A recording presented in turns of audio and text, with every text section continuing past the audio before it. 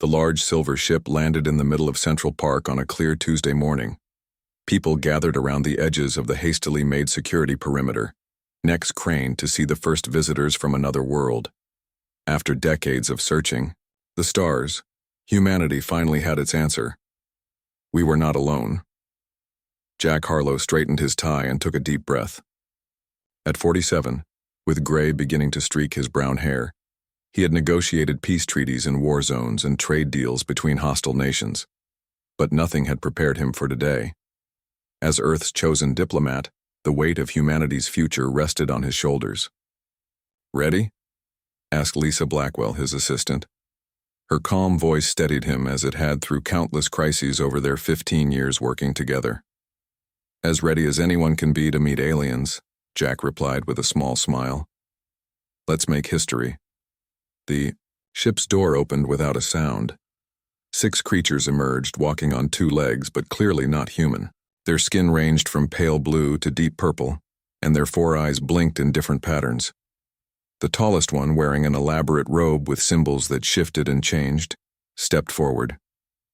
"I am Ambassador Zorlan of the Vexari, speaking for the Galactic Council," it said in perfect English.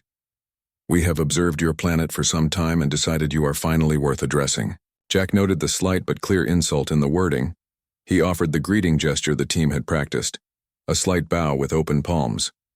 "Ambassador Zorlan, I am Jack Harlow, speaking for Earth. We welcome you and the Council representatives to our world and look forward to peaceful relations between our peoples."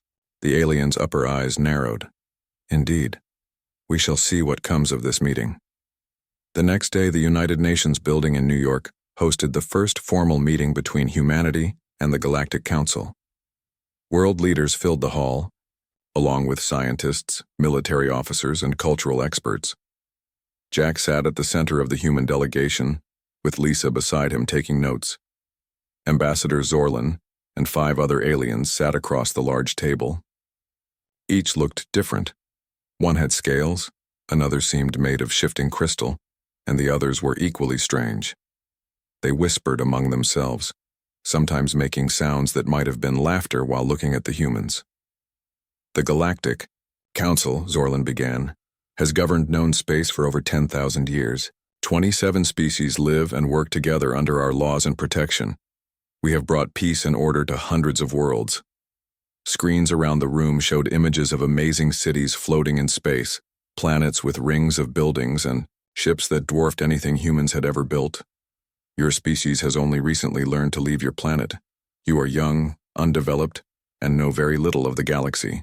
But the Council is generous." Jack felt a chill at these words. "Therefore, we offer Earth Protectorate status. You will receive basic technology improvements, limited trade rights, and protection from hostile forces. In return, you will follow Council laws, provide resources we require, and accept Council guidance in all space activities." The room stayed silent as Zorlan continued. "After 200 years, if humans prove themselves worthy, you may apply for partial membership rights. This is most generous given your primitive status." Jack kept his face neutral despite the anger bubbling inside him. "Ambassador, we thank you for this offer. However, I must ask what full membership would involve, and why Earth must wait so long for consideration." Zorlan made a sound like stones grinding together. The humans later learned this was Vexari laughter. Full members vote on Council matters, can travel freely, and may establish colonies.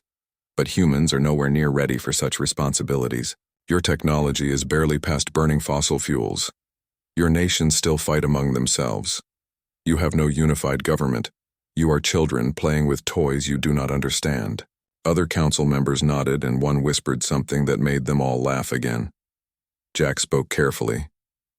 "With respect, humanity has made great progress in a short time. Our technology advances quickly. While we have separate nations, we work together on many global issues. We believe we could contribute to the Council sooner than you suggest." "Contribute?" Zorlan said, not hiding his disbelief. "What could Earth possibly offer the Council? Your fastest ships would take lifetimes to reach even nearby Council worlds. Your computers are laughably simple. Even your art and music are basic and undeveloped compared to Council standards." The alien stood towering over the table. We have helped many young species join galactic society. All start as protectorates, some for much longer than 200 years. Be grateful we noticed your planet at all, Earth Diplomat. Jack remained calm, despite the clear insults. Ambassador, Earth would like to take 24 hours to consider your offer. This is our first contact with galactic society, and we must discuss these terms carefully. Take your time, Zorlan said with a dismissive wave. The Council has waited millions of years. We can wait another day for you apes to accept the inevitable. The aliens left the room, and immediately the human delegates broke into heated discussion. They're treating us like children, said the European Union representative. Or pets, added the African Union leader. But their technology is clearly far beyond ours, the Chinese premier noted. Perhaps we should accept their terms and learn what we can. Jack held up his hand and the room quieted. Before we decide anything, I need a team to analyze everything we've learned today. Their words, their technology, their body language, anything that might give us insight. The U.S. president nodded. Jack, you have full authority. Whatever resources you need. Jack looked at Lisa, who was already organizing notes on her tablet. Get me Dr. Alan Boyd from the Linguistics Department and Commander Susan Reeves from Strategic Command, he told her. And I want every piece of footage from today's meeting, plus anything our scientists observed from their ship. As the world leaders continued debating, Jack stared at the empty seats where the aliens had sat. The Council had clearly expected humans to be grateful and submissive. They had shown arrogance and contempt instead of respect. They think we're just going to roll over, he said quietly to Lisa. They've misjudged us completely. Lisa nodded. So what are you thinking? Jack's eyes narrowed with determination. I'm thinking it's time to show the Galactic Council exactly what humanity is capable of. They want to insult us? Fine. But they're going to learn that was a serious mistake. As night fell over New York, lights burned in Jack's office. Earth had 24 hours to decide its place in the galaxy. And Jack Harlow was not going to let humanity enter the stars on its knees. Jack's office became a war room. Maps, screens, and papers covered every surface. Lisa arranged food and coffee as the small team worked through the night. They had less than 20 hours left to prepare their response to the Galactic Council. Doctor. Alan Boyd sat hunched over screens showing recordings of the aliens. At 52, he was the world's top expert in understanding how different cultures communicated. His gray beard needed trimming, and his glasses kept sliding down his nose as he studied the footage. Play that part again, he said, pointing to Ambassador Zorlan's dismissive wave. There's something there. Commander Susan Reeves stood by the window, her military uniform crisp despite the late hour. Her short blonde hair and direct gaze showed her no-nonsense approach to problems. As head of Earth's space defense strategy, she understood what a hostile galaxy might mean for humanity. The way they laugh at us, she noted. It seems forced, almost like they're trying too hard to seem unimpressed. Jack nodded. I felt that, too, like they're putting on a show of being superior. Lisa passed out fresh coffee. But why? If they're as advanced as they claim, why bother with the act? Alan paused the video on a close-up of Zorlan's 4 eyes. Because they're worried. Look at their upper eyes. They blink rapidly when Jack mentions Earth's fast progress. In many species, rapid blinking indicates stress or concern. Could they actually fear us? Jack asked. Susan pulled up classified files on her tablet. They might have reason to. Our space technology is more advanced than what we've publicly revealed. The military has vessels capable of reaching Mars in days, not months. We've developed energy weapons that could threaten their ships. But nothing compared to their technology, Lisa pointed out. True, Susan agreed. But they don't know exactly what we have, and our rate of progress might scare them. Humans have gone from horse-drawn carriages to space stations in just over a century. Most species take thousands of years for similar advances. Alan opened another file. I've been researching council records they shared. Many current council species took 5 to 10 times longer than humans to develop similar technologies. The Vexari, for instance, spent 1,500 years in a stage similar to our Middle Ages. Jack paced the room. So their dismissal of us contradicts their own history. They're treating us as slow learners when we're actually quick developers. Exactly, Alan nodded. And there's more. I think I've decoded some of their private conversations. During breaks, they weren't just mocking us. They were expressing concern about how quickly we might advance if given council technology. Lisa looked up from her research. I found something interesting in the historical files they provided. There's an ancient council protocol called the Right of Dignified Response. It allows a species that feels insulted to address the full council and make their case directly. Has it been used recently? Jack asked. Not for over 800 years, but it's still valid according to their laws. Jack's eyes lit up. So we could demand to address not just these representatives, but the entire Galactic Council? All 27 species, Lisa confirmed, and by their laws they can't refuse. That's our play, Jack decided. But what do we say? We need to shake their perception of humanity without making them see us as a threat. For hours they worked on a strategy. Alan analyzed cultural values across different council species. Susan provided data on human technological milestones compared to other species' development. Lisa dug through council history for precedents they could use. As dawn approached, Jack began drafting his speech. We need to show them who we really are, not just our technology, but our spirit, our adaptability, our creativity. The council values stability, Alan noted. Many of their member species have had the same governments for thousands of years. They see our constant change as chaotic and dangerous. But that's our strength, Jack argued. We evolve and adapt, faster than any species they've encountered. We need to make them see that as valuable, not threatening. By morning, Jack had a draft ready. He presented it to the UN Security Council and world leaders via video conference. This approach is risky, the Russian president warned. You're challenging beings with technology that could destroy our planet. With respect, Jack replied, they're already treating us as inferiors. Accepting that position now will set humanity back for centuries. We need to establish ourselves as equals from the start. The Chinese premier nodded slowly. I agree with Mr. Harlow. Throughout history, nations that accepted inferior status rarely escaped it. We must stand firm now.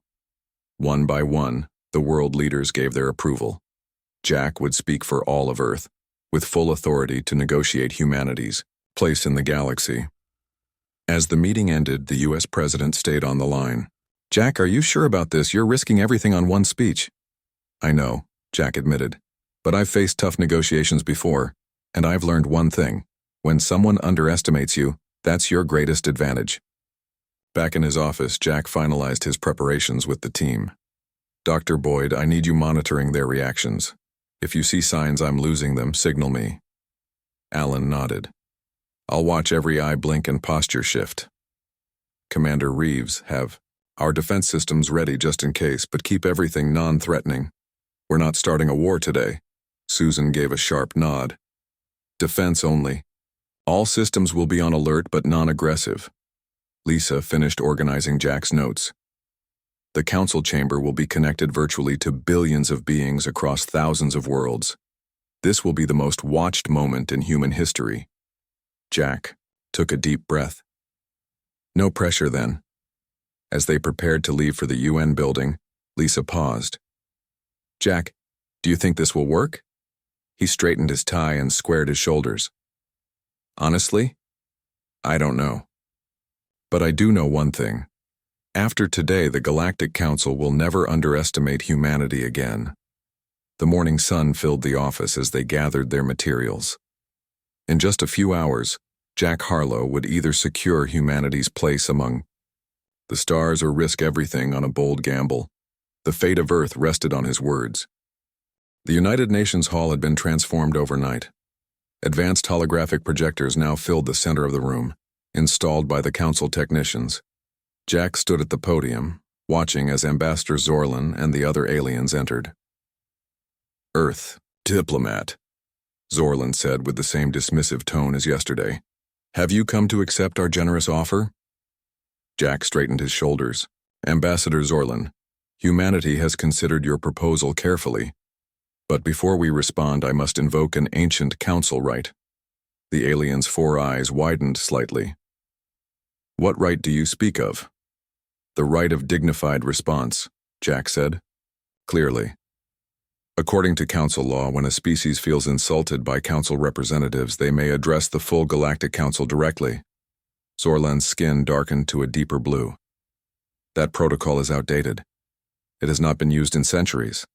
But it remains valid law, Lisa said from beside Jack. We found it in the historical documents you provided. One of the other aliens, a crystal-like being, spoke in a musical voice. The human is correct, Zorlan. The right cannot be denied if properly invoked. Zorlan looked angry, but nodded stiffly. Very well. The full council will convene virtually.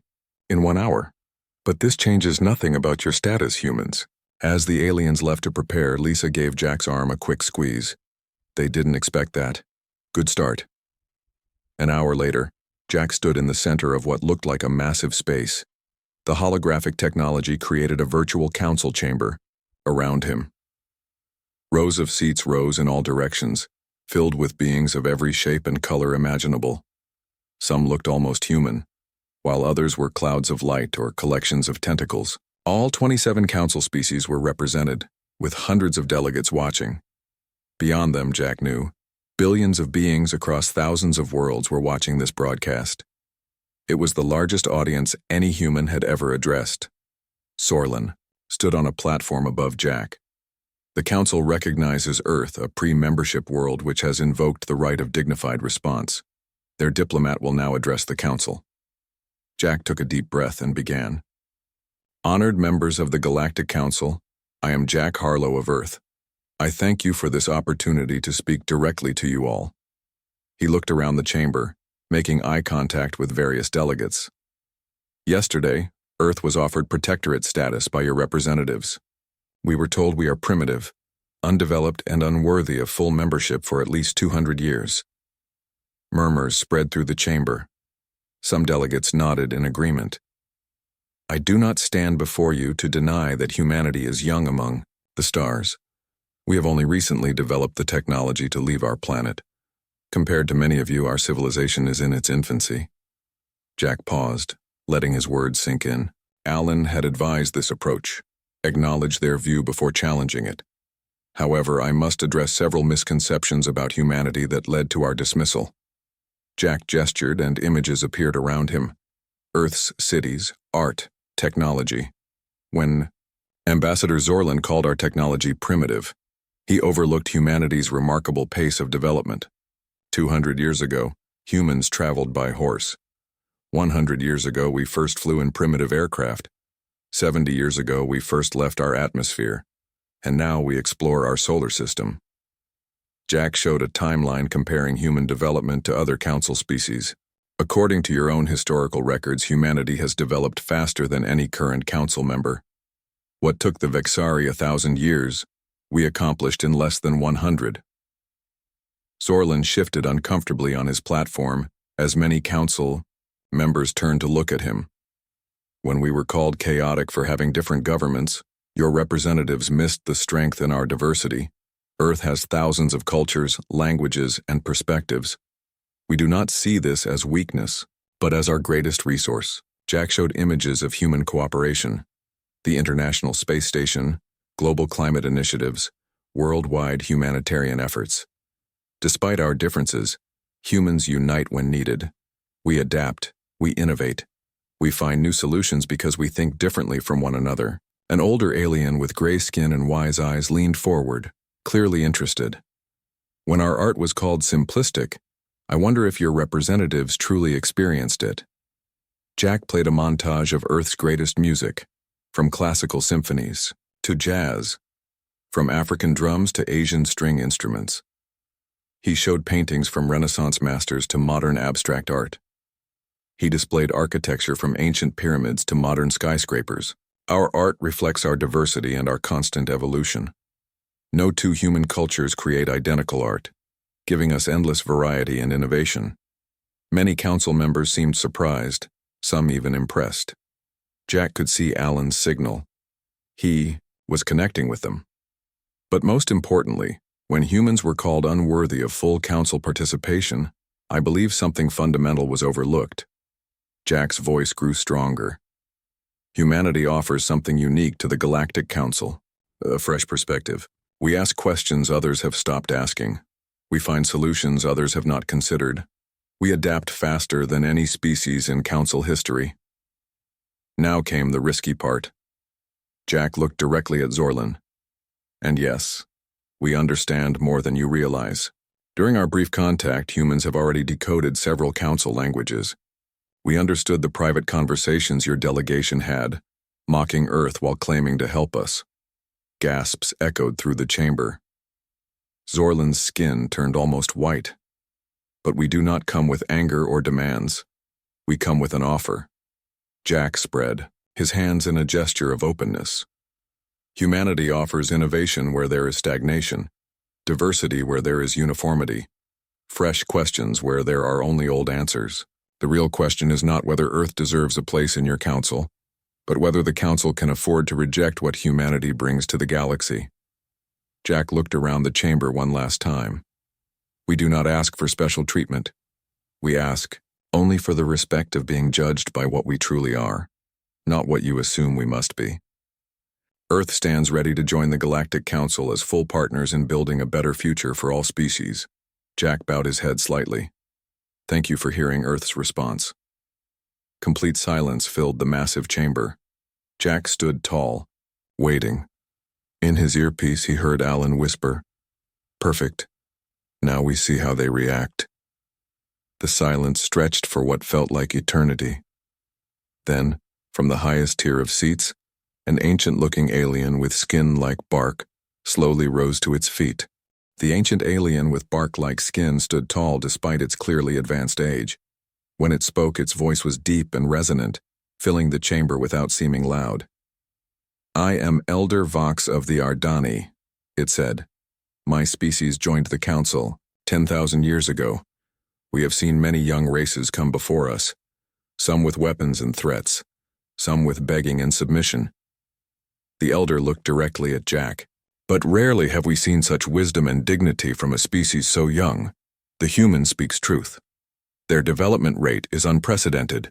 Their diversity is remarkable." Murmurs spread through the chamber as Elder Vox continued. "I remember when my own people were dismissed as strange tree dwellers unworthy of council attention, yet now we hold seats of influence. Perhaps we have grown too comfortable in our age, too quick to judge newcomers by old standards." The chamber erupted into debate. Some council members shouted disapproval while others nodded agreement. Jack stood silently at the center, following Alan's advice to let them argue among themselves. Zorlin tried to regain control. "The Elder's words are touching, but sentiment cannot change reality. Humans remain technologically inferior and politically disorganized. They require guidance and control for their own safety." A smaller alien with 6 arms and glowing blue eyes rose next. "Is that true, Ambassador Zorlin? Or do you fear what humans might become if given equal standing? Their art shows imagination beyond many of our younger members. Their rapid adaptation suggests they could advance quickly with council knowledge." The debate grew louder. Jack caught Lisa's eye from where she stood at the edge of the holographic field. She gave him a small thumbs up. After nearly 30 minutes of heated discussion, a tall figure in flowing white robes rose from the center of the highest tier. Immediately, all voices fell silent. "I am the Grand Arbiter," the figure announced. "This matter requires a vote. The question before the Council is, should Earth be granted full membership status or remain a protectorate as initially offered?" The Grand Arbiter raised its 7-fingered hands. "Those in favor of full membership with provisional voting rights beginning immediately, indicate now." Lights began to appear above many council members, green for approval. Jack held his breath as he counted. More and more green lights appeared, especially among the older species like the Ardani. "Those opposed indicate now." Red lights appeared above others, including Zorlin and several younger species who sat near him. The Grand Arbiter counted silently, then announced, "By a vote of 17 species for 8 against, with 2 abstentions. Earth is granted full council membership with provisional voting rights beginning immediately. The chamber exploded with voices. Some delegates stood and applauded. Others looked angry. Zorlan's skin had turned a dark purple with rage. The Grand Arbiter continued. This is the fastest admission in council history. Earth will be assigned mentors from senior council races to assist with the transition. Ambassador Zorlan is relieved of his duties regarding Earth, effective immediately. Jack felt dizzy with relief and shock. He had gambled everything on this speech, and somehow it had worked. The holographic chamber faded, and Jack found himself back in the UN hall. Lisa rushed to his side. You did it, she whispered. You actually did it. Elder Vox approached them, now physically present in the room. Human diplomat, you have made history today. Your words have shaken the council in ways not seen for millennia. Jack bowed respectfully. Elder Vox, your support made the difference. Earth thanks you. Do not thank me yet, the elder warned. You have gained respect, but also much scrutiny. Earth must now prove itself worthy of the faith shown today. We will, Jack promised. Over the next few hours, several council representatives approached Jack privately. The crystal being who had supported the right of dignified response introduced itself as Lumina of the Crystalli. My people would be interested in direct agreements with Earth outside council oversight, Lumina said. Your approach to quantum computing shows promise we haven't seen elsewhere. Similar offers came from 3 other species, each interested in specific areas of human achievement or resources. By evening, Jack and Lisa boarded a plane back to Washington. News of Earth's council admission had spread worldwide, leading to celebrations in cities across the planet. I still can't believe it worked, Lisa said as they flew over the Atlantic. Jack looked tired, but satisfied. We had one advantage they didn't expect. What's that? They thought we would either fight or submit. They weren't prepared for us to challenge them with respect and reason. 6 months passed. Earth changed rapidly as council technology became available through carefully managed exchanges. Humans proved quick learners, adapting alien concepts to solve Earth problems in ways that surprised even the council mentors. In return, human art, music, and literature spread through council worlds. Earth's thousands of cultures provided endless fascination for species used to more uniform societies. Jack had been appointed Earth's first permanent ambassador to Galactus Prime, the Council's central world. As he and Lisa prepared to board the alien shuttle that would take them there, the president shook his hand. You've changed human history, Jack. Without you, we might have spent centuries as second-class citizens of the galaxy. Jack smiled. I just helped them see us clearly. Humans did the rest by being exactly who we are, adaptable, creative, and surprisingly tough. Lisa checked her tablet as they walked toward the shuttle. Ambassador Zorlan was officially recalled to his homeworld. Apparently, he's been removed from diplomatic service completely. Can't say I'm sorry about that, Jack replied. Unknown to them on a distant world, Zorlan sat in darkness, his once proud diplomatic robes replaced with plain clothes. His career was ruined, his reputation destroyed. All because of humans, especially one human named Jack Harlow. Enjoy your victory while it lasts, he whispered to the empty room. The council may be impressed by your pretty words, but some of us see the danger you represent. This is not over. But for now, as Jack and Lisa's shuttle rose toward the stars, humanity stood tall in the galaxy. Not as conquerors, not as servants, but as equals, ready to contribute their unique gifts to the vast community of worlds. Jack looked out the viewport at Earth, growing smaller below. Our greatest strength was never our technology, he said softly. It was our ability to turn insults into opportunities. Lisa smiled.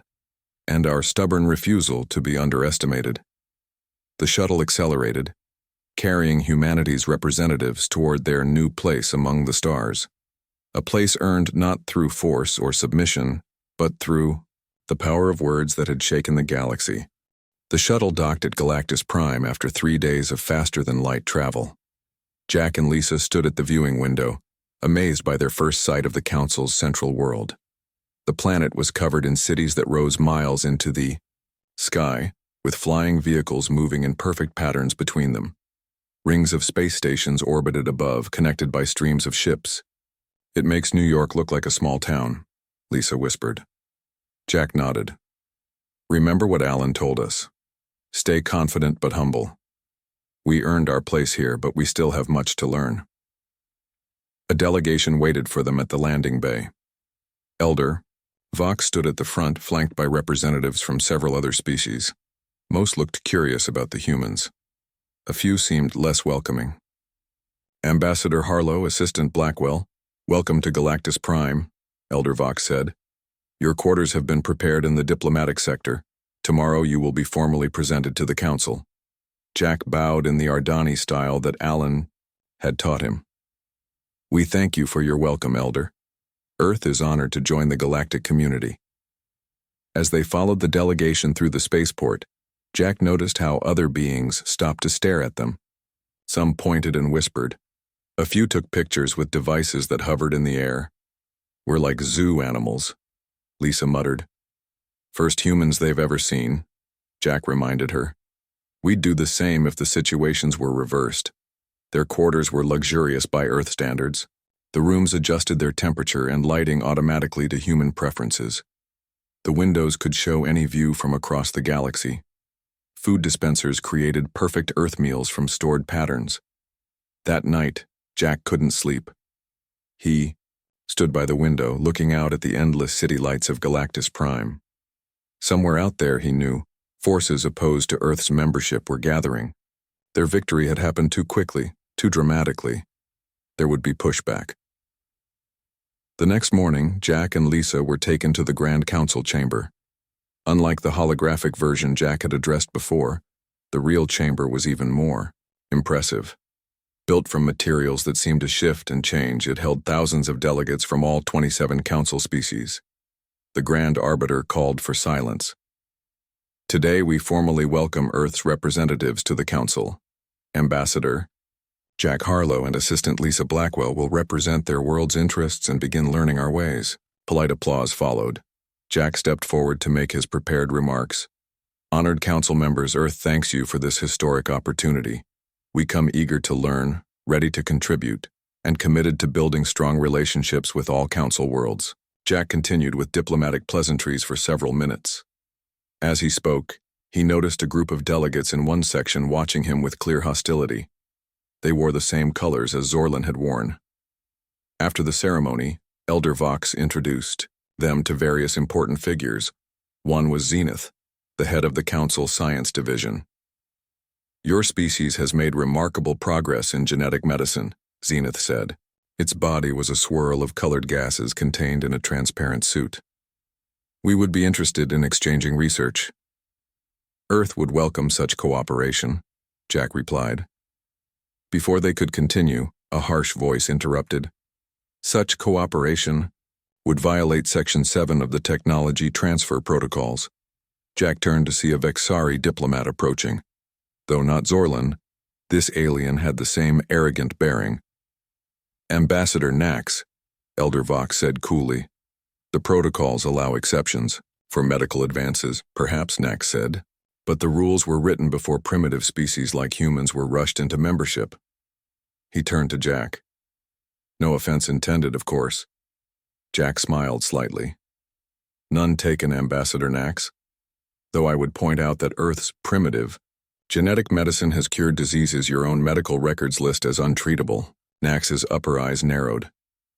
"Bold claims require evidence, which we are prepared to provide in the proper form," Lisa added, stepping forward with a data tablet. "Earth's delegation has brought complete research files for review by the Science Division." Nax seemed taken aback by their preparedness. With a stiff nod, he moved away. Elder Vox looked amused. "You handled that well." Nax was Zorlin's top student. He represents a faction troubled by Earth's rapid admission. "How large is this faction?" Jack asked. "Growing," the Elder admitted. 8 species voted against Earth's membership. Since then, members of 3 more have expressed concerns. Almost half the Council, Lisa noted with worry. Politics, Vox said. Always shifting. But you have strong allies too. My people stand with Earth, as do the Cristalli and others who recognize your potential. Over the next few weeks, Jack and Lisa learned the complex workings of council politics. They attended endless committee meetings, formal dinners, and diplomatic receptions. At each event, they carefully built relationships with other species while navigating the subtle opposition from the Vexari and their allies. One evening, after a particularly tense meeting about resource sharing, they were approached by Lumina, of the Cristalli. You should know, Lumina said in a low voice. There are rumors that Ambassador Zorlin has not accepted his dismissal. He has connections with fringe groups opposed to council authority. Jack frowned.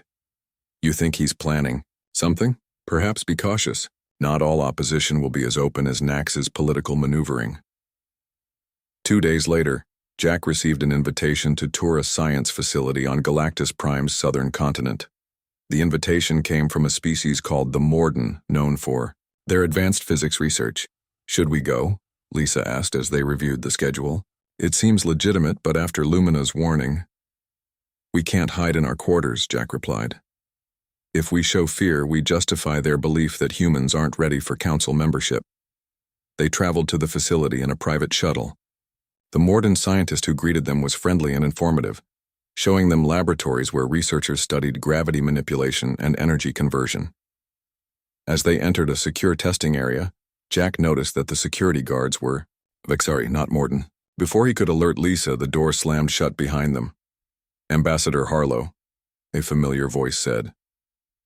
Zorlin stepped from behind an equipment rack, no longer wearing council robes but a plain gray uniform. How kind of you to accept our invitation. Jack kept his expression neutral. Former Ambassador Zorlin, this is unexpected. I'm sure it is, Zorlin replied with a cold smile. We have much to discuss about Earth's future in the galaxy, a future that may be much shorter than you think.